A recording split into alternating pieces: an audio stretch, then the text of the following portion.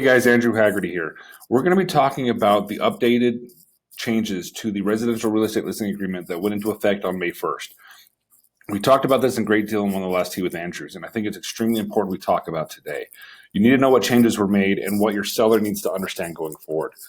The majority of these changes were made for Section 8.0 of the NAR new ruling, which talks about putting your listing in the multiple listing service. So we're going to be going through very few changes on the first page, basically just changing a capitalization to property to a capital P, as well as updating when it was updated. The second page is pretty much the same, no changes to it. The changes come in paragraph 6, so that's pretty much where we're going to go straight to. As you see, they start off paragraph 6 now with a whole paragraph that has been added to this contract. Notice regarding public marketing.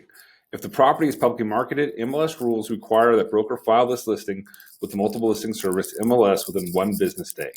Public marketing includes, but is not limited to, flyers displayed in the windows, yard signs, digital marketing on public-facing websites, brokerage website displays including IDX and VOW, digital mail communications, marketing email blasts, multi-brokerage listing sharing networks, and other applications available to the general public.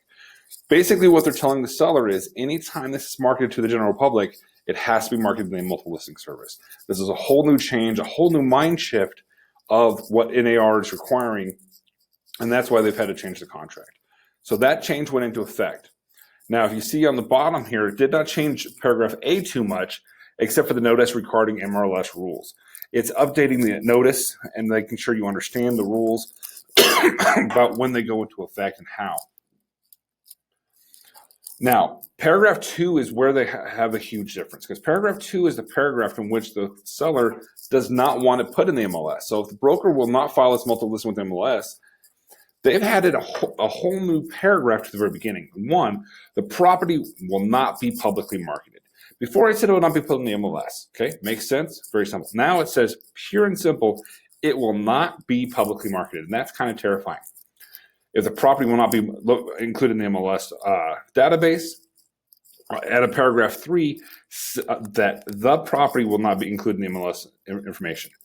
Now, they added a caveat at the very end as well, where it's underlined, which means to make sure it's very important as far as TAR or Texas Realtors is concerned. Seller further acknowledges and understands that if this option is checked and the property is publicly marketed by anyone, including the seller, MLS rules require a broker file this listing with the MLS within 1 business day. So even if I've agreed not to put in the MLS, I find out it's been marketed, I now have to put in the MLS. Guys, the Greater Paso Association with MLS is taking this very seriously. The first offense is a $1,000 fine, up to a $5,000 fine. So you need to make sure you explain to your seller, if you don't want the MLS, it cannot be marketed anywhere at any time to the public by anyone.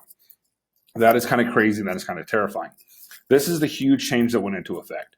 They made some other changes because of this further down on the pages. So we're going to go into those changes. No changes on that page or on this page on page 5 either. The changes are going to come in here under paragraph 11, the broker's authority. On paragraph 11, section B, they've added, if box 6A1 is checked, broker is authorized to display this listing on the internet without limitations unless one of the following is checked. So we're already in that situation. Now, paragraph D has changed a lot. It says, in accordance with application MLS rules as outlined in paragraph 6, broker may put this in. So they've made those changes there just so you know. It is not a huge deal. It doesn't change it very much. I just want you to understand there were some changes to some other parts of the paragraph. All of it has to do with section 8 of the MLS rules from NAR. Going through some other changes that were put in there, and this is more just a seller's additional promise. They added a paragraph E under paragraph 13. If box 6A2 is checked, promptly inform broker in the event seller becomes aware the property has been publicly marketed.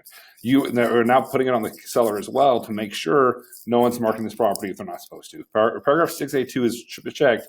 No one is allowed to, and the seller additionally promises to make sure that's not being done. Then just some fixing is, since we added a paragraph, we had to change the numbers of all of the corresponding following paragraphs or lines there. And that's pretty much it, guys. It's extremely important. It's straightforward. It's explaining to the seller, if anyone does any marketing at any time, it has to be in the MLS. So nobody can say I didn't know. This is for you to make that understanding. Again, I don't like it.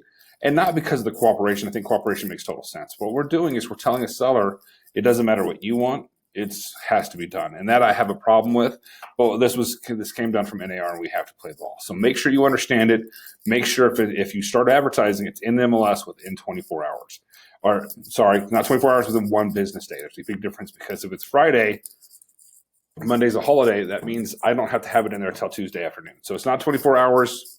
That is something everybody keeps saying. I've said it myself, and it's not. It's one business day. So understand the difference. It has to be in the MLS within one business day of marketing. Anybody's marketing, and anyone. If a photographer starts marketing it, anybody, because they can't have those loopholes out there. So make sure you get that done, guys. This is now available. Make sure you're using the updated listing agreement that is out there. Thank you, guys. Hope you enjoyed this. Hope you learned something from this, and we'll keep these coming out. Thanks, guys.